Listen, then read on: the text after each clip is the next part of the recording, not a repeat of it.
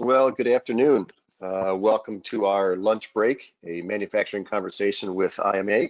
I am Nathan Bryant, President and CEO of the Rockford Area Economic Development Council. Today's broadcast is part of a series that we run through the Rockford Area Economic Development Council.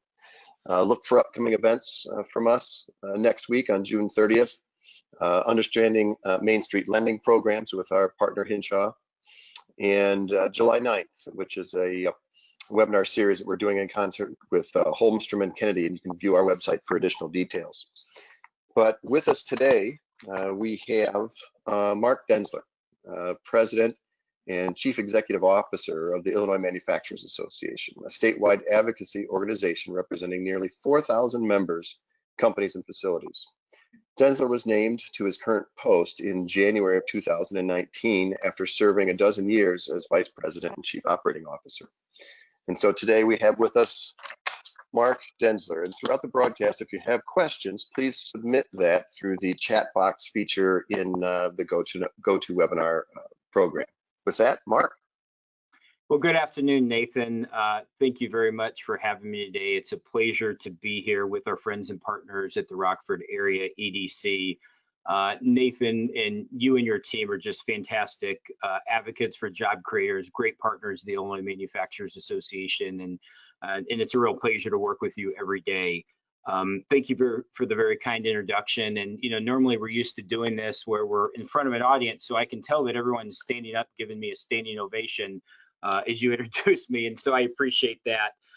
These are certainly challenging times, and I wish that we were all gathered together in person for this event, but hopefully in the not so distant future. And let me just from the outset be very clear, American manufacturing, innovation, and ingenuity will help find a vaccine or therapy and will help move this country and our world forward. There's no doubt in my mind that we're going to do that. As Nathan said, my name is Marc Denzler. I'm very proud to represent Illinois manufacturing companies, the Illinois Manufacturing Association.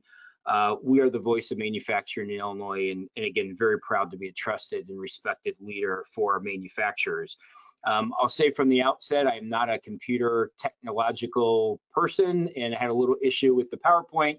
So unfortunately, I don't have a PowerPoint to share today, and I apologize for that. But again, appreciate the very kind invitation from Nathan to talk about the state of manufacturing in Illinois today. There's a lot to talk about, including what I say are the truly heroic efforts of manufacturers during the past 100+ days dealing with this COVID-19 pandemic. This, as all of you know, has been the single largest economic and health crisis in generations, if not our nation's history.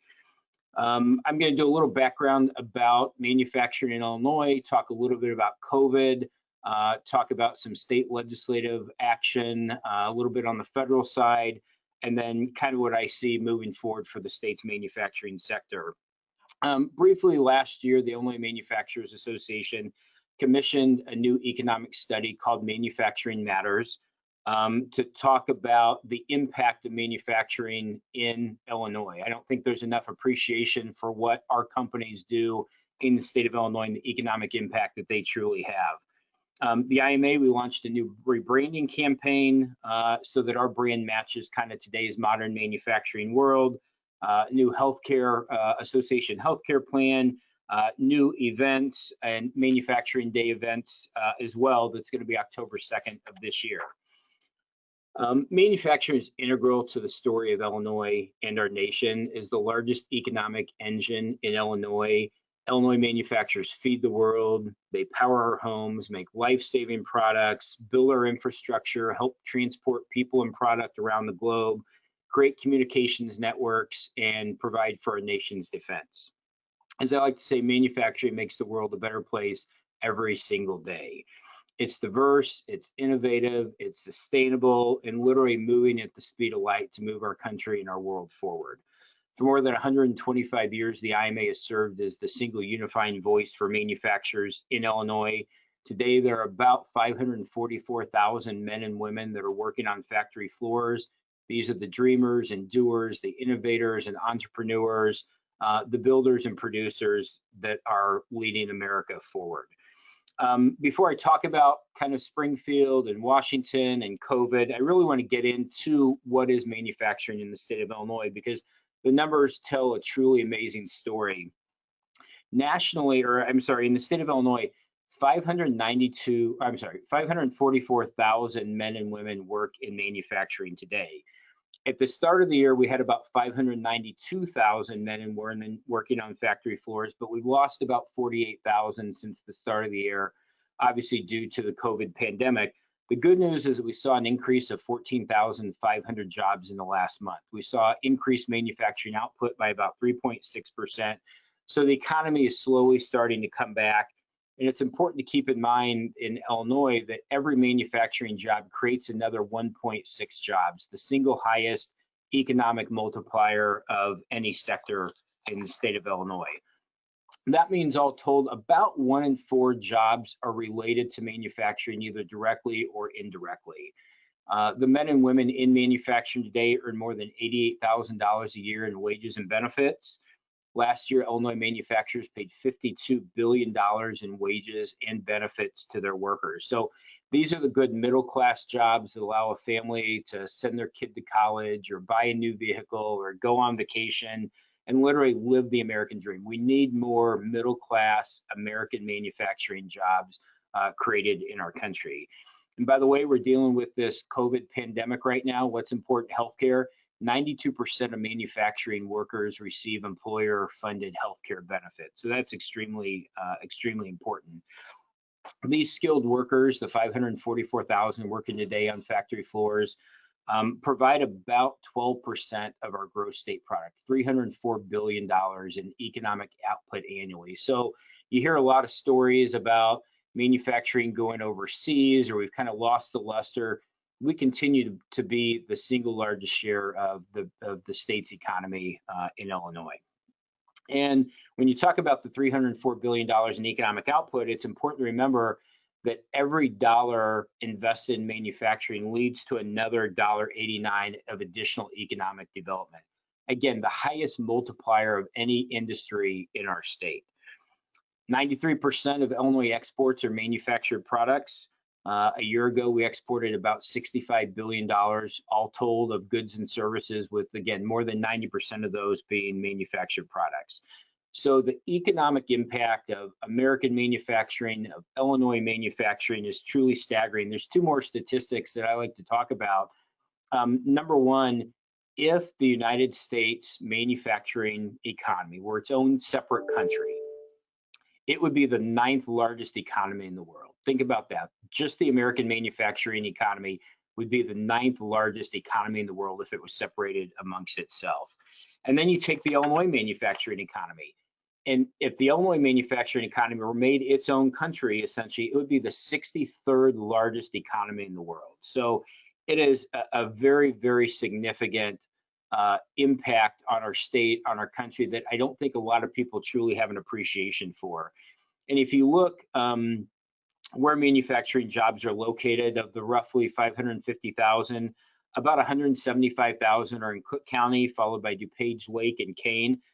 But looking in your backyard in Winnebago County, there are about 24,000 direct manufacturing jobs, and that is 23.4% of your counties, of the Winnebago County's economy. So almost a quarter of the entire Winnebago County economy is predicated on the manufacturing sector.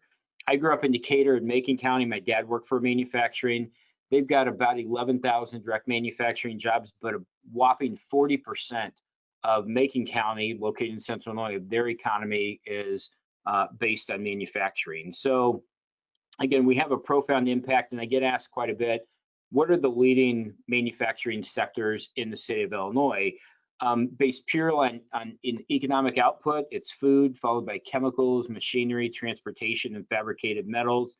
But we have a very diverse manufacturing sector in the state of Illinois. If you're looking just at jobs as opposed to economic output, again, we're led by food, and then fabricated metals, machinery, but then you see things like plastic and rubbers and printers that have significant employment opportunities in the state of Illinois. So there's no doubt that Illinois is the epicenter of our industrial economy. our state truly represents, and the Rockford area represents the best of the best in American manufacturing. And it's built our nation for 200 years, and it's going to continue to grow and make sure that we have a brighter future tomorrow. It is amazing.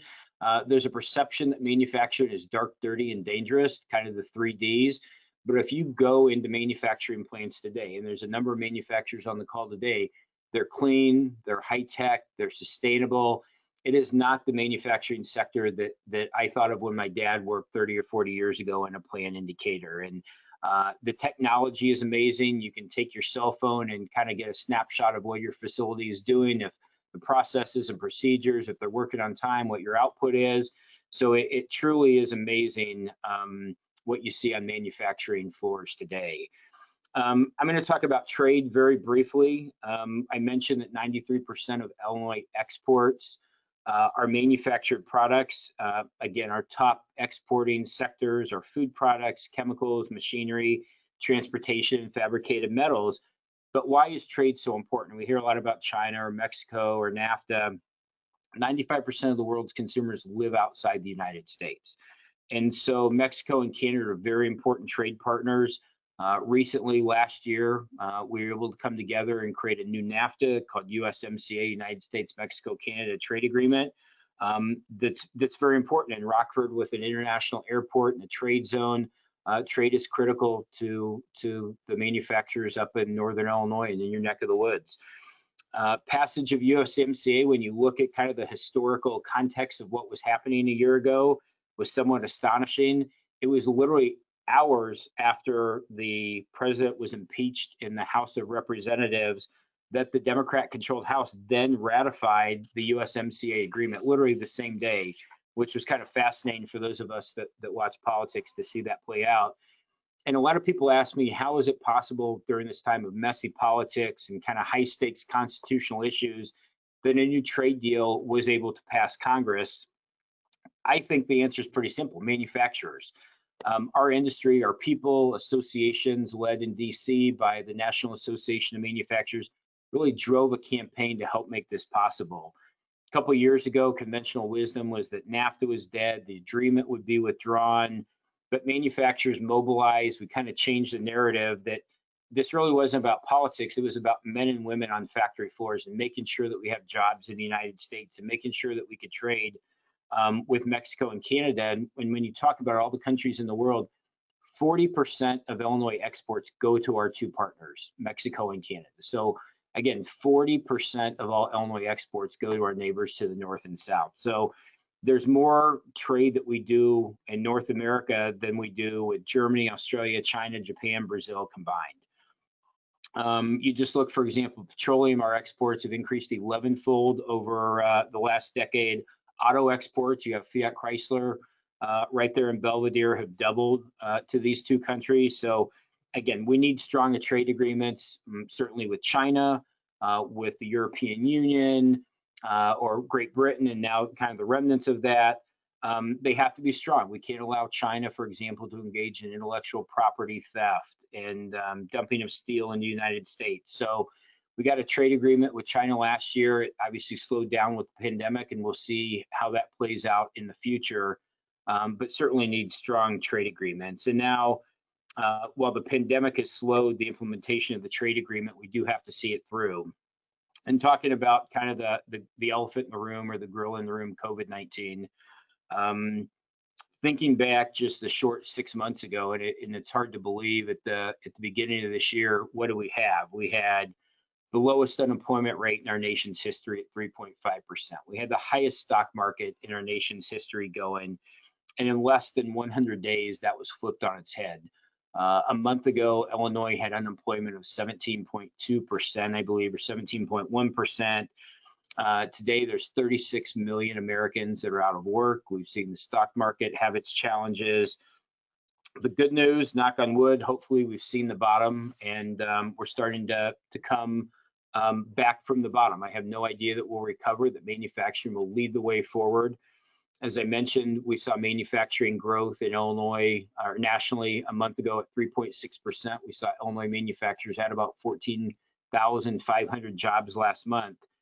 And as I say, America has faced many challenges during its history. Every single time our country has faced a challenge, manufacturers have stepped forward and they've led the way. And we're doing it again today. And I'm so proud of the manufacturers that are out there, large and small, from all four corners of the state, either doing it publicly or doing it privately, but they are stepping up in many, many, many ways, making life-saving products, equipping first responders, making sure our grocery stores are stocked with safe and nutritious food, retooling factories, which is one of the amazing things to make important products that are needed to fight the pandemic and begin the recovery. It truly is amazing just to see, and I'm going to go into some of the stories. Fiat Chrysler and Mike Bennett, my friend, and they reached out and they're providing face shields, or they're making face shields. And Kraft Heinz, right away when the governor issued the stay-at-home order and shut down the schools, we reached out to Kraft Heinz, and they provided a couple million pounds of food for Illinois school kids. Liquor manufacturers or alcohol manufacturers in Illinois, Anheuser-Busch, Diageo in Plainfield, that suddenly flipped the switch and started making hand sanitizer. J.C. Schultz in Batavia is one of our members. They're a manufacturer of American flags, and W. Diamond Group that makes the Hart Schaffner and Marc suits, men's suits. They both flipped and they started making cloth masks and gowns. We had a metal shelf manufacturer in the Aurora area that started making emergency hospital beds with an antimicrobial finish so that the bacteria or the virus wouldn't stay on it. And literally up and down the line, ventilators, Brunswick, the boat company, and Ford and IBM started making ventilators. 3M utilized surge capacity after H1N1 a decade ago when we had that pandemic. They created a surge capacity where their factories could kind of turn on very quickly. And while I know there's a shortage of N95 masks, they ramped up significantly, making hundreds of millions of masks. And by the way, I like to point out that their largest distribution center in Illinois is just south of Rockford area. It's in DeKalb, Illinois. And so I jokingly told the governor and some of his staff, if we want the masks, we just go to their distribution center. But again, Illinois has 3M's largest distribution center in the United States. So the list goes on and on. I have been busier than I've ever been, the most challenged, the most humbled, the most rewarded during this COVID-19 effort. I'm very proud of the IMA and our team that's had to respond and literally adjust on the fly to deal with this pandemic to serve our members and companies. We've worked with Nathan and RAEDC on a number of these things, and the importance of a trade association like the Illinois Manufacturers Association or the Rockford Area EDC. Every company, in my opinion, should be a member of a national organization, a state organization, and a local organization. And I think we are one of the strongest, most respected advocates in Springfield. And I think this pandemic has allowed us to shine and really demonstrate our value in immeasurable ways, quite frankly. And going to talk about some of the things that the IMA has done during the pandemic to help manufacturers and working with partners like Nathan and his team and chambers across the state of Illinois and small regional manufacturing associations and legislators. You have a great contingency in the Rockford area with Dave Severson and Joe Cisnowski and Jeff Kiker to the south and Steve Stottleman. And so, they've been leaders and very, very helpful through this process. But first and foremost, we had to make sure that the manufacturing sector could continue to operate during this pandemic, providing food, equipping doctors and nurses and first responders. And so the first thing that the IMA did is we drafted the essential manufacturing language that the governor included in his executive order. This allowed about 90% of manufacturers to continue operating. Very few were forced to shut down. I personally think all manufacturing is essential.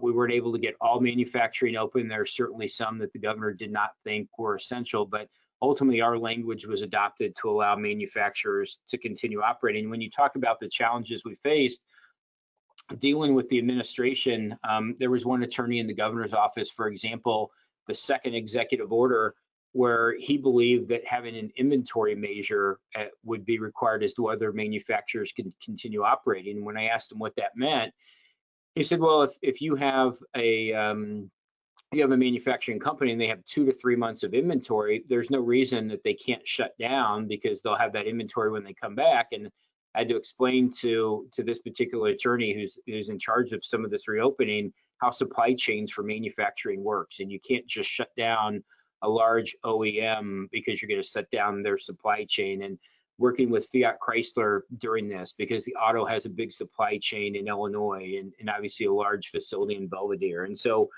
working with manufacturers, our essential manufacturing language that was included in the governor's executive order, I'm very proud, somewhat set a national standard. They used the language we put in place in Illinois, and that was used as a base for Minnesota and Ohio and Wisconsin and Indiana and Georgia and Arizona.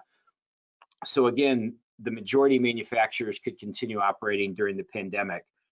The governor asked the Illinois Manufacturers Association, he asked me to co-chair an essential equipment task force with my partner, John Conrad at iBio. This was the Monday after he did the initial shutdown. And so we created this essential equipment task force. We added folks like the Illinois Manufacturing Excellence Center and the Chemical Industry Council and MHub, Connect Foods, a whole host of folks, and created this task force, and we grew it quickly. We met every morning of the pandemic. We're now meeting a couple times a week. But our goal from the outset was making sure that Illinois, particularly the healthcare and first responders, had all the PPE and the equipment that they needed. Hospital beds, body bags, refrigerator trucks, whatever it was our job to kind of help procure that. So we work with manufacturers to increase production, help to find them raw supplies in some cases when it became short. Isopropyl, for example, for sanitizers, or we connected companies, someone that was making sanitizer but now needed plastic bottles.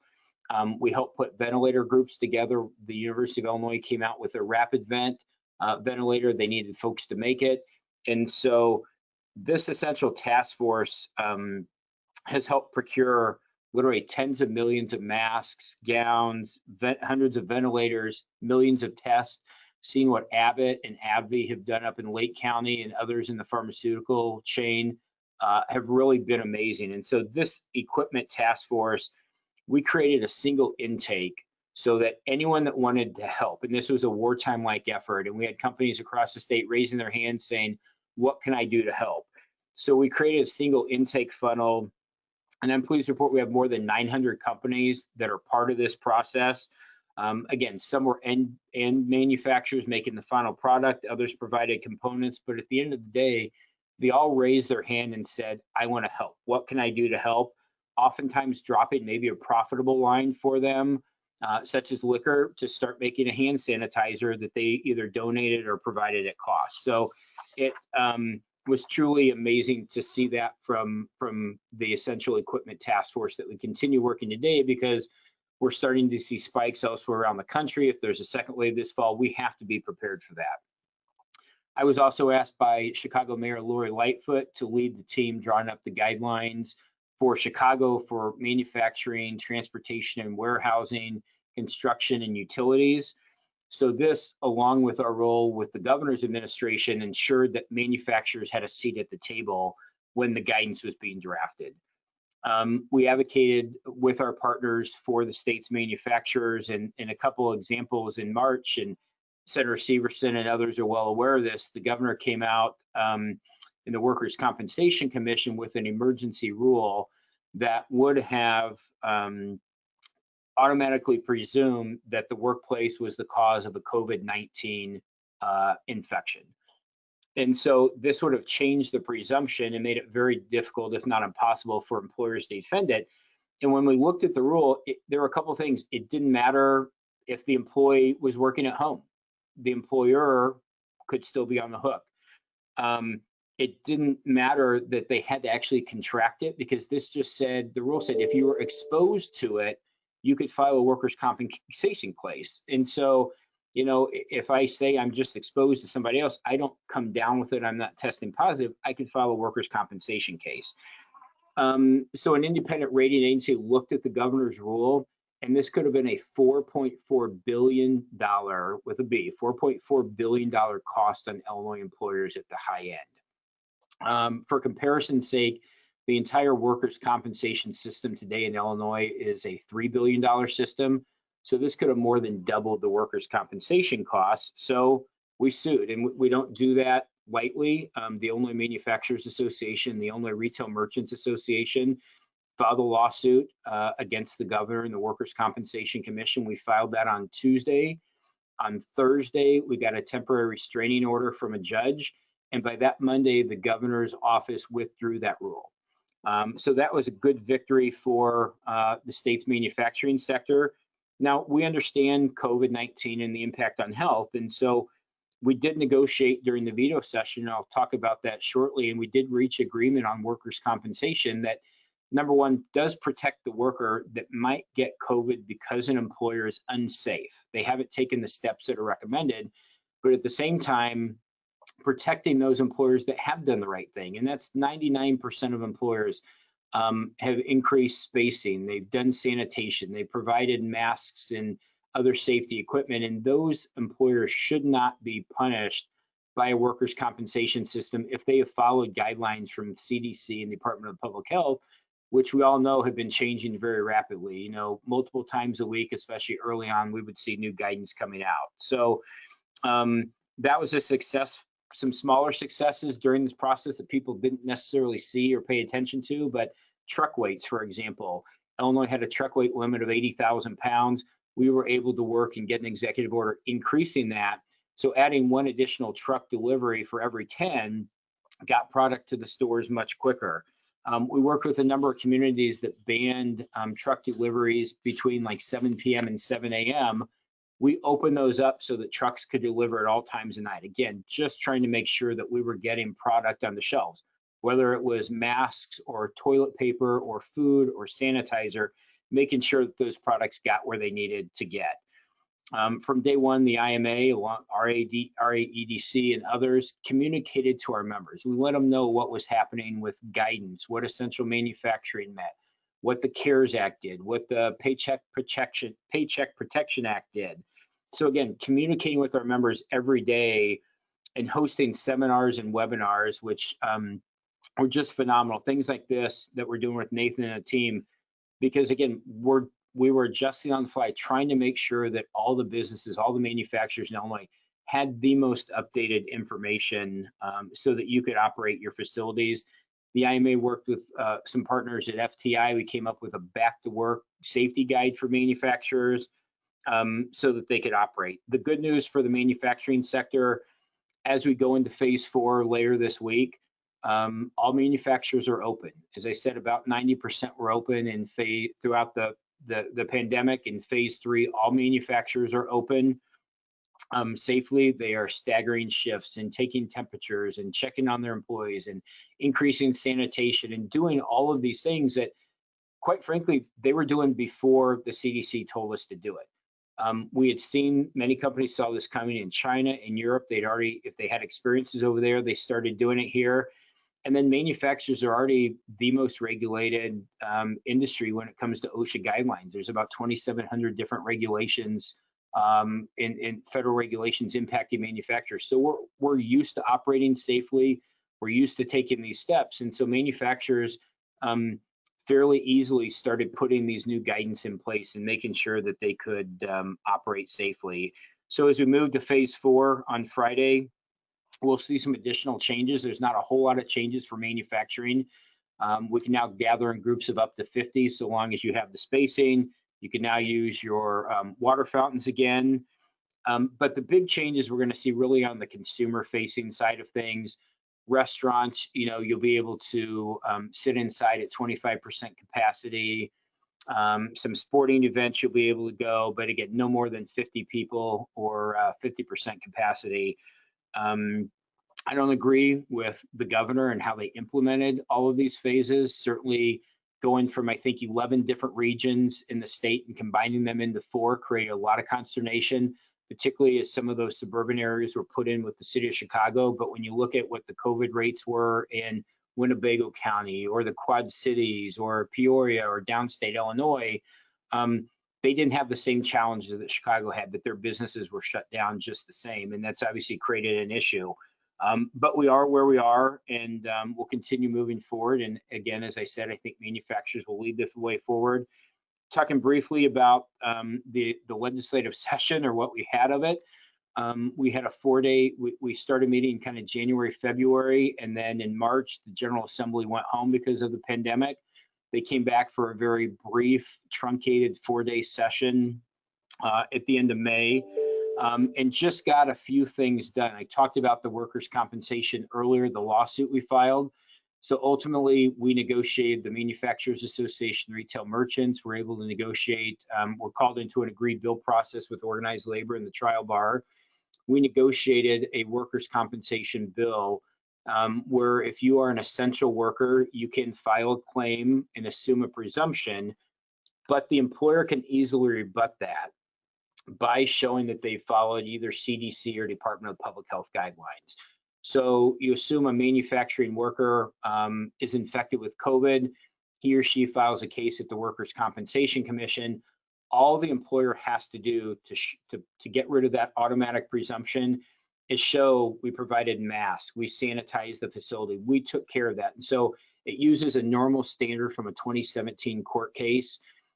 So ultimately, at the end of the day, the employer has a strong ability to defend their workplace. And because these guidance were continually changing, we brought that up during negotiations that a week before the governor shut down the economy, he was standing in the middle of Chinatown in the Chicago neighborhood, not wearing a mask, saying it was safe to come out. There had been some allegations because the virus maybe originated in Wuhan, that there were some actions being taken against Chinatown that were discriminatory. And so the governor stood up and said, hey, come out and shop.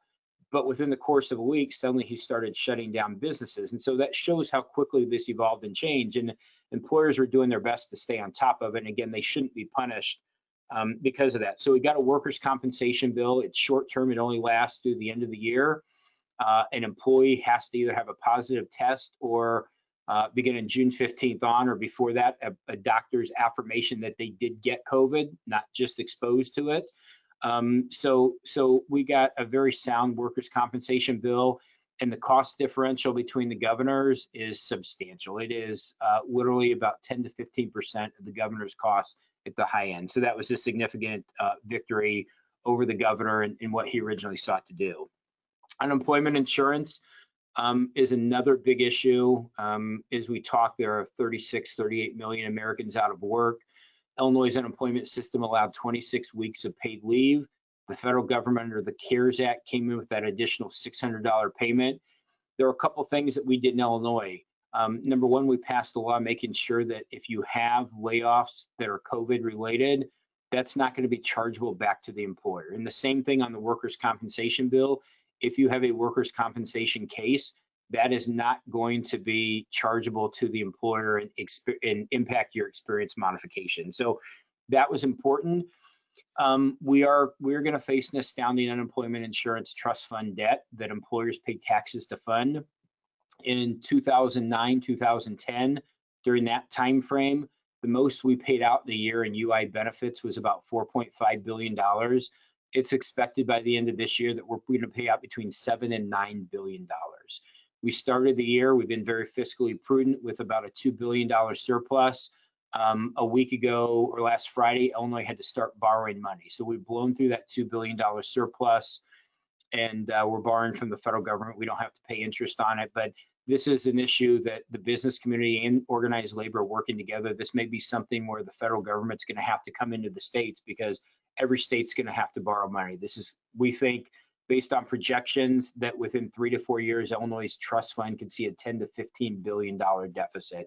We're spending about $200 million a week on unemployment insurance benefits. Certainly, the $600 a week payment ends at the end of July.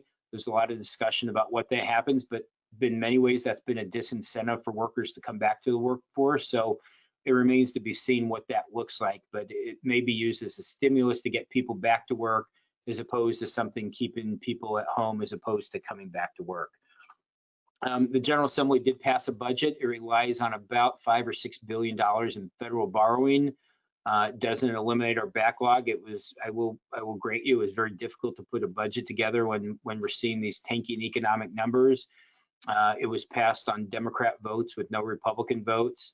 And again, they're hoping that the federal government allows states to borrow some of this money. But certainly Illinois' fiscal situation, which was challenging before, is much, much worse at this time because our economy is not operating at full capacity and we're having to borrow more money. And so I expect that we'll see that budget play out come November during veto session. They may have to make adjustments based on what the federal government's done and what we see our economy doing. They didn't take any action on the big energy legislation. The governor did announce last week he's going to start negotiations again about what we do with nuclear subsidies and rate formulas for ComEd and Ameren. At the end of the day, from the manufacturing sector, energy costs are huge. We support the open and competitive market, and we don't want to see that go away. We support an all the above approach that is nuclear and gas and coal and renewables. That's what's led to some of the lowest rates in the country, and we're really worried that if we re-regulate the market and we substantially add costs, what that's going to do to the manufacturing sector and make it less attractive in the state of Illinois. One of my biggest frustrations during the recently concluded legislative session is I don't think they did enough for the business community, and I think that's one of the messages that you'll hear from Republican legislators. We asked for things like the minimum wage to be delayed, not to go back. We opposed the minimum wage. The General Assembly passed it, the governor signed it, but at the time when businesses are struggling, a minimum wage hike is going to take effect on July 1. We don't think that's appropriate. We asked the General Assembly to move that date back by 6 months or a year. They refused to do so. We've sought some additional property tax relief. They really haven't taken any steps to reduce the high cost of property taxes. So while there was some federal government money that flew through for loans for small businesses and the PPP program, that's helpful. We don't think, the IMA don't think that the governor and General Assembly did enough to really help the business community or manufacturers during the recently concluded spring legislative session. We think there's more they can do. Liability protections that we're seeing in a number of states, our neighboring states take care of to make sure that manufacturers aren't harmed by unnecessary litigation and lawsuits. So where do we go from here? What's the nature of manufacturing moving forward? I think if the pandemic's taught us anything, it is the need that we have to have a strong manufacturing base in the United States. We need to recommit to creating manufacturing jobs in America, to building our supply chains here at home. We live in a global world. As I said, trade is critically important. We can't forget this. We can't become insulated or isolated. That's also not good for our nation. But we have to commit to building things in the United States of America.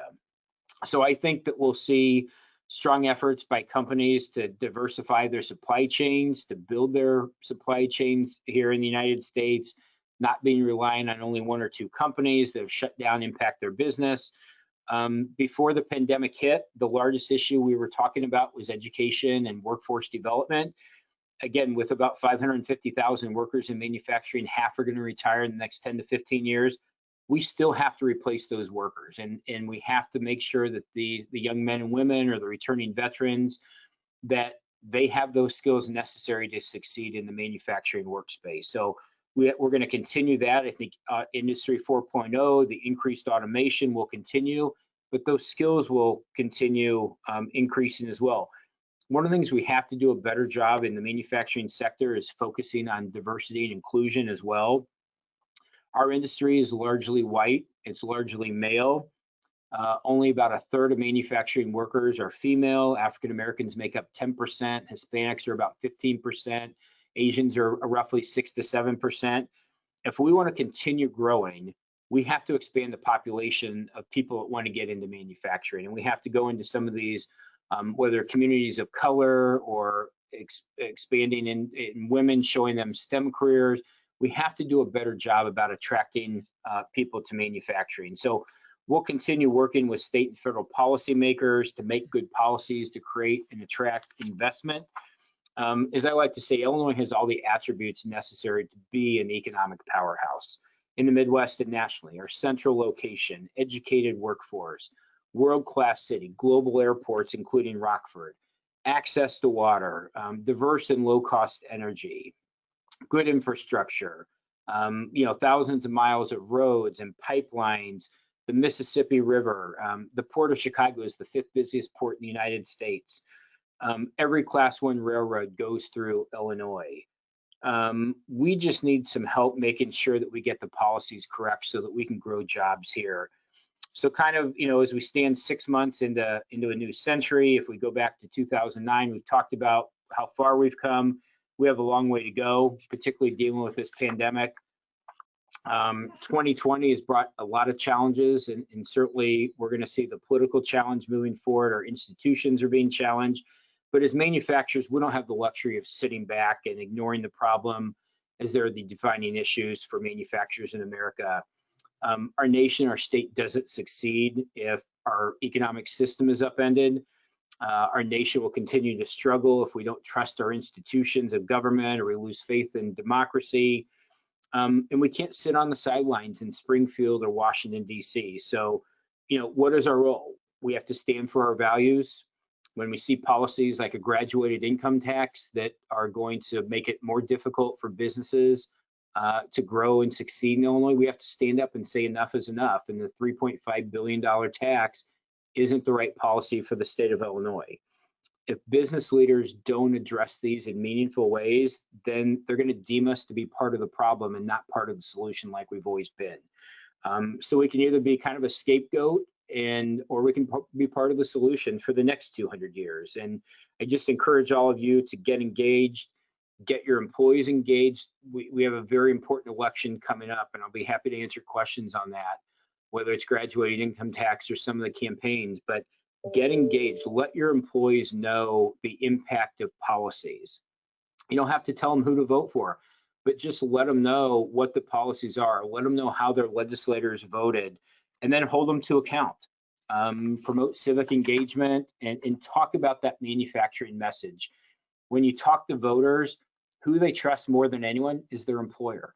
So make sure that you talk to them, let them know, get engaged. It can be messy, particularly in these days, the day and ages, it can be difficult, but it truly does make a difference. So again, I'm going to get ready and stop there, and be happy to take some questions. I kind of wish I had my PowerPoint in front of you. One of the fun things I like to do is go through kind of a decades of what we've made in Illinois, or what's been created. And you start back in the 1890s with Gillette razors and Kodak cameras and the vacuum cleaner, and then you get Boeing and Maytag dishwashers, and the 1920s, the first transatlantic call, Scotch tape in the 1930s, penicillin in the 1940s, polio vaccine, and you go on and on and on. And it truly is amazing to see what is made. Rockford, with your aerospace, your manufacturing, again, you are the heart of manufacturing in Illinois, in this country. And again, I'm just so proud of who I represent, what you do. Appreciate greatly, Nathan, and your team for your partnership. And with that, I'm happy to answer any questions. Well, thank you, Marc. So you covered a lot of ground today, and a lot of topics that we did have submitted ahead of time for questions, but we do have a few minutes here to go through what we have. One particular question is related to our trade agreements and partnerships with China. During this pandemic, are you seeing any anti-China sentiment or shifts in supply chain or base? Or are we sticking and staying with China right now, or is it a temporary measure and we may ship to other countries for production? What's your sense of that? We've seen a lot of companies start shifting supply chains out of China. Vietnam in particular has seen a big uptick. Korea, South Korea has seen an uptick. So we're starting to see that shift already. Certainly the president's taken a hard line on China, and rightfully so in the trade agreement. Again, the theft of intellectual property or the dumping of steel are not appropriate. You have to have, I think, a trade agreement so you can enforce that. But when the pandemic hit, the president had negotiated billions of dollars in agricultural purchases and other things, and those have slowed down. So we are starting to see, I think, some out-migration from China, out of China for some supply chains. So as you'd expect, we've got lots of questions about safety related to manufacturing and COVID. And so above and beyond that, by and large, our manufacturers have been doing a really good job since they've been an essential business from the onset. But going forward, as we get into the next phases, is there a sentiment or a discussion that's going on about a triggering point of when we can begin to repeal some of these operating protocols that we need to operate safely inside the manufacturing floors, from the social distancing component or masks, because oftentimes our manufacturers are concerned about proximity, wearing masks. Can they wear their own masks, or do we have to provide? So if you could kind of wrap that into one response, that'd be great. Sure. So, manufacturers are concerned about safety, and we're going to phase 4, which requires masks or face shields. Sorry, my Amtrak is going by here real quick. Apologize for that. So I think moving forward, we go to phase 5, and the governor said we're not going to have phase 5 until there is a therapy or there is a vaccine. So I think for the interim and probably for the next number of months, you're going to see these continued safety requirements of 6 feet spacing, shifts, staggered shifts if possible, checking temperatures. I think that's going to continue for the foreseeable future. The thing that I continue to note to the administration and to the mayor of Chicago and other local governments that are looking to do this are, manufacturers are a lot different than consumer facing, because we control our facilities. We know everyone who's coming in and out. We can track them, as opposed to a retail store or a restaurant. I don't know who's coming in there on a daily basis, but we have the ability, and I think that's why manufacturers are different, to really track and if so be even test or trace. And so a lot of manufacturers right now are saying, hey, check yourself at home, do a 4 or 5 question survey. Do you have a temperature? Have you been in contact with anyone sick? And we think that manufacturing would be the first place where you could ease those back, because we control our facilities. But I think until we've seen breakouts now again in 20 or 25 states, you're starting to see increases again. I don't think you're going to see a relaxation of those safety requirements anytime soon. We've implored the governor's office with the mask issue. We're getting in the summer where it's very warm, and a lot of factories are not air conditioned. There can be safety issues if you're wearing a cloth mask with breathing, if it gets wet with sweat, condensation. We think a solution allowing a face shield, for example, as opposed to a mask, will help with temperature a little bit. We're trying to get the governor's office to agree to that. So we're still pushing and prodding, trying to get them to ease some of these regulations or make small changes, but I don't think that you're going to see a substantial rollback of those for probably some period of time. Thanks, Marc. So kind of diving into some policy-related questions, both now and in the future. What do you see are pipeline topics that you have on your 2020 legislative agenda for the state of Illinois? Gosh, I've got a lot of them. What I told legislators, and so during the spring session, when they all went home, they had these Zoom meetings and calls at different committees. And I would start out every single time by saying, first, do no harm. Kind of the old doctor's motto. We face a number of challenges. When you talk about Illinois companies, and how we compare, we have all these things going for us. We should be kicking butt and taking names and be a powerhouse, but we struggle. And so from 09, 010 during the recession to 2019, we had added about 24,000 new manufacturing jobs. Our neighboring states had added on average 68,000. So even though Iowa and Kentucky and Missouri were smaller and Indiana were smaller than Illinois, they were adding 2.5 times more jobs than we were. You have the same global challenges, same federal challenges. So it's those state challenges that really make the difference. So we told legislators, first, do no harm. And then, trying to do things like, again, mitigate the minimum wage increase, ease some of the permitting rules. It takes between 5 and 6 years, for example, for a Title V air permit in Illinois to be issued, or in another state, it's usually 12 to 18 months. So, some of these smaller low-hanging things have to be done. And then the short and simple, Illinois has to get its budget mess fixed. It's not going to be easy. There's not a magic bullet. Raising taxes is not the answer to that. We can't continue just spending. There has to be some kind of balance. And when I talk to companies looking to locate in Illinois or expand in Illinois, the pension debt and the state's budget problems are on their mind first and foremost almost every time. We can make changes to workers' compensation we continue to push for. this unemployment insurance issue. Employers are responsible for that debt. So, how we fix that problem, employers are going to have to pay some higher taxes in some form or fashion. So, our agenda is in many different ways, but property tax relief, getting the budget balanced, defeating the graduated income tax in November at the ballot are some of them. And then we did have some successes last year, though, and I want to make sure manufacturers on the call are aware. We got a manufacturer's purchase credit with the help of Dave Severson and Joe Cisnowski and others, that starting July 1 of last year, it's coming up on 1 year, manufacturers don't pay sales tax on consumables used in the process. So oil, fuel, lubricants, coolants, that took us years to get. And so that was a big win. We got an extension of the research and development credit because R&D is the lifeblood for manufacturers of building and creating products and improving on those. So we made some changes last year, but we also have big changes in our education system. We'd like to see. There's a lot of silos, and again, getting kids educated and interested in manufacturing careers. Unfortunately, we've kind of lost a generation that we're all pushed to college, and college is certainly important, but we can't ignore the skilled trade. So there's going to be a continued push for education as well. So we got a specific question here related to probably your experience on registered apprenticeship programs.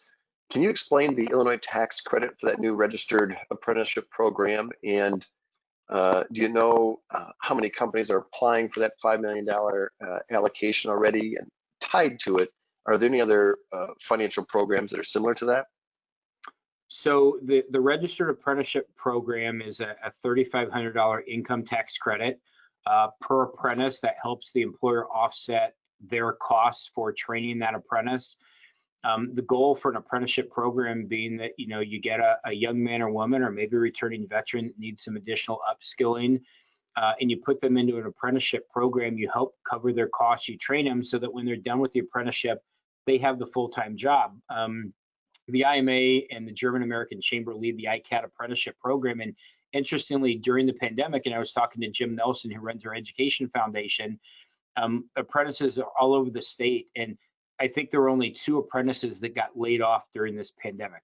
Every other man or woman kept their job. And so I don't know the exact amount of credits that have been claimed yet. I'll have to check on that and ask Jim and find out. But the apprenticeship program is a way that you can help train your workers so that they have the skills specific to your company. And it's a good program. Other job training, it's something we've been pushing on. The IMA for years has had an ETIP job training program. We got a line item in this year's budget. We're hoping the governor will release it so that we can help train, and particularly in this day and age with the new safety regulations, it's critically important to keep a trained workforce. That is one of the advantages we have in Illinois versus other states, even some of our neighboring states. I know a company that has a facility in Illinois, and they put one in Tennessee because of the cost of doing business. And I was talking to the CEO, and he said, Tennessee's great on business issues and taxes, but I don't have the trained workers. So, apprenticeships and ETIP grants are critically important. Well, thank you very much, Mark. We are bumping up to our 1 o'clock time frame. I do want to extend a special thank you for joining us today. It was our pleasure to partner today with IMA, and in particular Marc. Marc has been a great partner as we've gone through this pandemic, and I think we've partnered on other things before this, but Marc and I have got to know each other a lot better over these last several months, and very much appreciate your work and advocacy on behalf of manufacturing. So with that, any final remarks, Marc? Nathan, again, just thank you so much for the opportunity. Rockford plays a key role in the manufacturing economy in the Winnebago County area. And again, so proud of what you and your team have done. I mean, you've done your own PPE exchange and you've educated. And again, that's what we're here to do, and just appreciate your partnership and hope that everyone is safe and stays well. And if you have any questions, feel free to reach out to me directly. But again, thank you so much, Nathan, for everything that you and your team are doing. Well, thank you very much. Thanks everyone for joining us for this conversation today, and look forward to upcoming events from the Rockford Area Economic Development Council and the IMA as well. Thanks everyone. Thank you.